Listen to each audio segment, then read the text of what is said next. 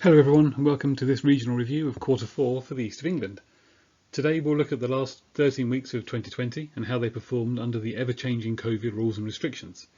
Before that, I'll hand over to Diane for a brief overview of Springboard, then I'll cover how we deal with January comparisons before going into the data for Quarter 4.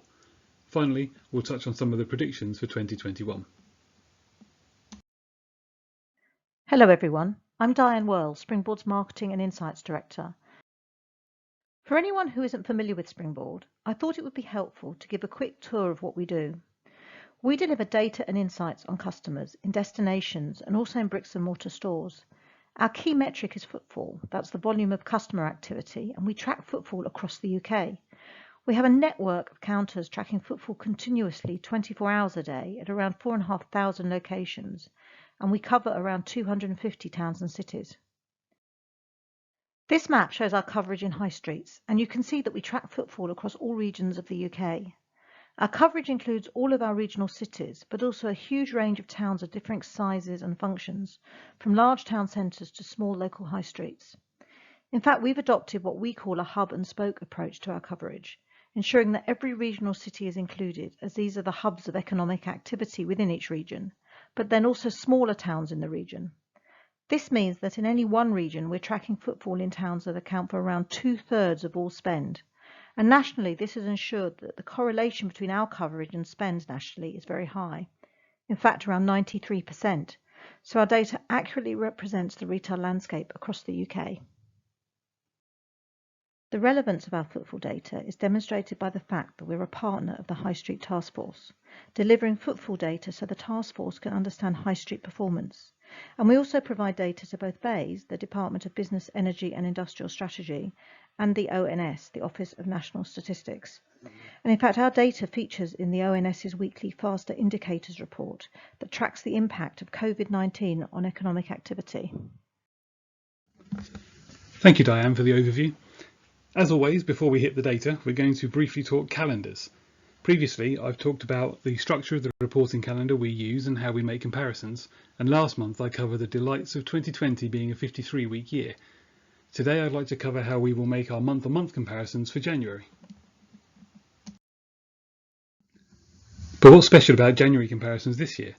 Well, January 2020 had an extra week added, the intercalary week, which I talked about in a previous webinar, making 2020 up to a 53-week year. This means that January this year in 2021 has 1 week less. Because 2021 is a standard 52-week year, January is made up of 4 weeks rather than the 5 in 2020. So why is this important?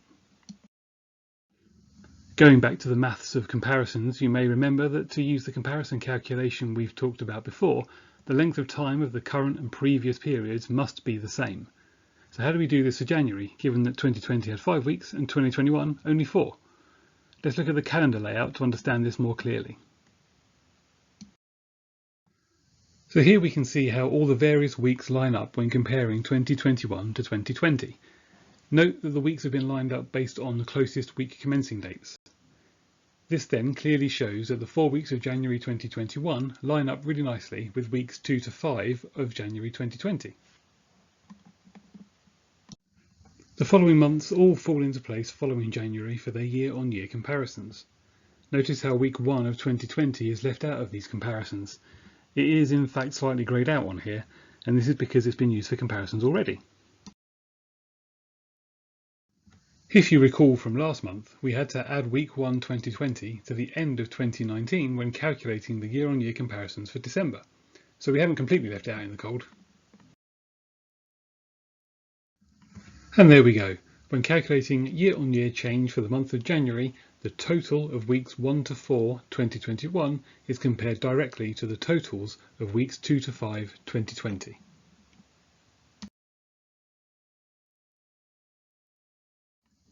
Now we'll look at the data for the East of England for Quarter 4 2020.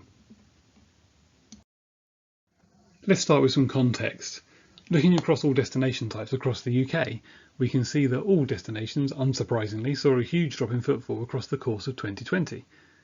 As has been covered in other reviews, retail parks have proven the most resilient during this period, primarily because so many of these locations include supermarkets and other FMCG outlets, which were at points in the year the only stores open for trade, while also the size of many retail parks enables social distancing to be much more easily achieved.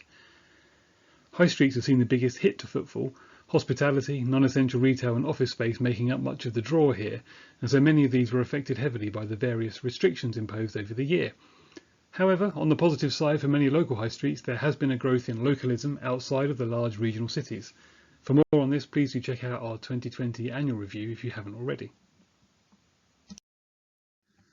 As identified in our annual review, there are 6 key time periods across 2020 in relation to footfall defined by the COVID response. Pre-COVID, up to week 11, the first lockdown from weeks 12 to 24, the reopening of retail in weeks 25 through to week 44, our second lockdown, which was weeks 45 to 48, the reopening again, week 49 to 50, and then finally the move to tier 4s and lockdown 3, which was from weeks 51 to 53. Quarter 4, starting in week 41, covers 4 of these periods: the retail reopening, lockdown 2, reopening in December, and then tier 4s and lockdown 3. So all in all, quite an eventful quarter. Comparing the year-on-year performance of high streets against the UK as a whole, the impact can be seen. High streets have not fared as well throughout the pandemic as other destination types. They have followed the same pattern, which indicates that the restrictions being imposed are having similar effects across all destination types, but are hitting high streets the hardest. However, not everything is bad news for the high streets. As I alluded to earlier, local high streets have proven to be far more resilient than the larger regional cities. As less people travel into these cities and work from home, more people are rediscovering their local high streets. The fact that these are often accessible and within walking distance of home, combined with being open air and lacking the congestion of larger locations, makes them more attractive. And with the rise in home working, more people are within the daytime catchment of these local high streets more often, potentially a trend we will see going forwards. Now, if we look at high streets in the east of England against high streets across the UK, we can see that although the general pattern is similar, there are some small differences in performance. High streets in the east of England outperformed the UK throughout quarter 4, right up to the last week of the year, and only the introduction of lockdown 3 seems to have pulled the east of England down past the UK as a whole. Just so you know, the first few weeks of 2021 saw the east of England high streets bounce back to outperforming the UK. Perhaps with the move to working from home, what we can see here is that without people commuting into London, their trade was brought closer to home, hence the region outperforming the UK across the quarter. Earlier in the year, lockdown 2 seemed to have had the greatest impact on the east of England in comparison to the UK, but even here the region continued to outperform.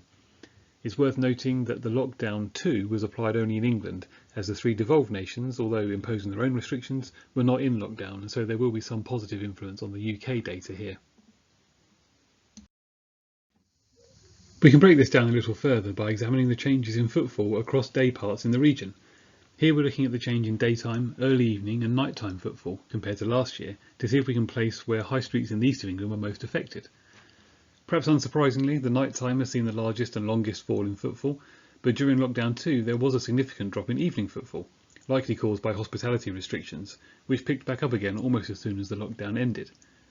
Interestingly, in week 53, the only one of these metrics to underperform versus the UK was the daytime footfall.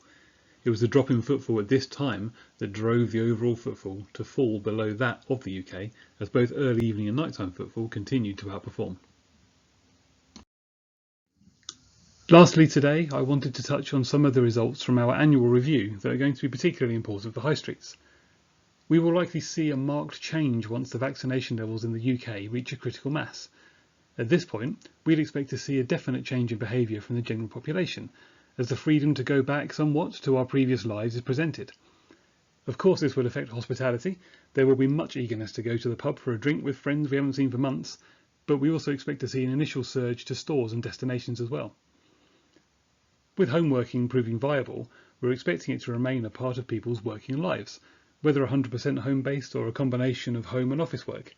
And this will help the local high streets retain the business they've established in this time as local loyalty continues. This change in working locations may result in a change in local high streets' footfall peaks, both in days of the week and times of the day. The greater use of online shopping means that this will rebase at a higher level post-vaccination, while footfall will rebase at a lower level. For high streets in smaller towns, there may be repercussions if unemployment rises, and this will likely put a brake on spending should it arise.